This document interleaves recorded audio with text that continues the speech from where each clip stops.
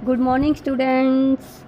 आज हम अपने समास के भेद तत्पुरुष के उपभेदों के बारे में जानेंगे कि तत्पुरुष समास के उपभेद कितने हैं।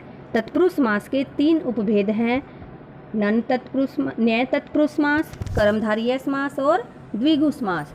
सबसे पहले हम न्याय तत्पुरुष समास के बारे में जानेंगे। जिस समास में पहला पद नकारात्मक हो उसे न्याय तत्पुरुष समास कहते हैं। जैसे अनहोनी, तो हमारा विग्रह क्या बनेगा? न होनी। अन्याय, विग्रह क्या बनेगा? न न्याय। असत्य, न सत्य। अनदेखी, न देखी। अब हम कर्मधारय समास के बारे में पढ़ेंगे, जहाँ एक पद विशेषण होता है और दूसरा पद विशेष्य होता है, या एक पद उपमान होता है और दूसरा उपमेय होता है, वहाँ कर्मधारय समास होता है। देखिए, जैसे नील गगन, इसमें पहला पद नील और दूसरा पद गगन।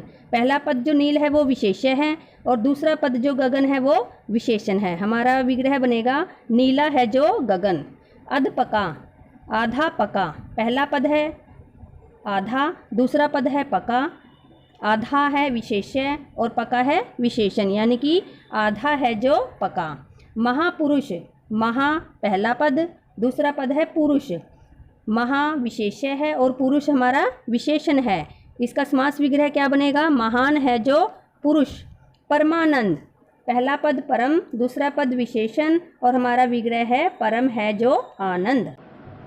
विशेषण और विशेष्य देखिए इसमें, जैसे अब आगे और कुछ उदाहरण देखिए।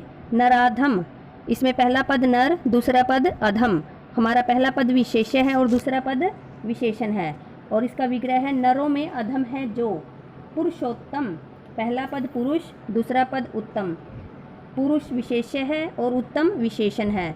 समास विग्रह इसका क्या बनता है? पुरुषों में उत्तम है जो सबसे ज़्यादा अच्छा पुरुष होता है, पुरुषों में उत्तम माना गया है, उसको क्या बोलते हैं हम?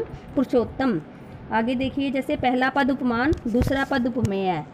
कमल नयन, कमल उपमान है, नयन उपमेय है। विग्रह क्या बनता है? कमल के समान नयन। हम किसी की आंखों की अगर तुलना करें, उसकी सुंदरता बताएं, तो वो क्या बनता है? कमल के समान नयन। घन श्याम, घन पहला पद, श्याम दूसरा पद और इसका विग्रह क्या है? घन के समान श्याम। आगे देखिए, पहला पद उपमेय और दूसरा पद जिसमें उपमान हो वहाँ भी कर्मधारय समास होता है। ग्रंथ रतन, पहला पद ग्रंथ, दूसरा पद रतन। यहाँ ग्रंथ उपमेय है और रतन उपमान है। हमारा विग्रह क्या बनता है? ग्रंथ रूपी रतन।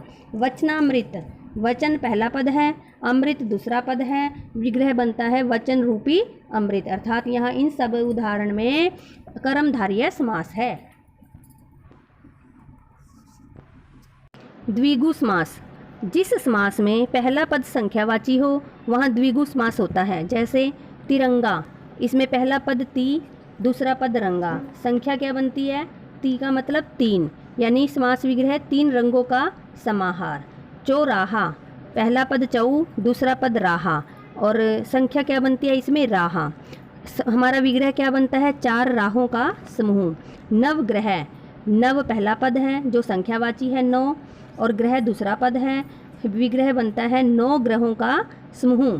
सप्त सिंधु, सप्त पहला पद है जो संख्यावाची है, दूसरा पद सिंधु है, विग्रह क्या बनता है? 7 सिंधुओं का समूह। अर्थात यह हमारा द्विगु समास है।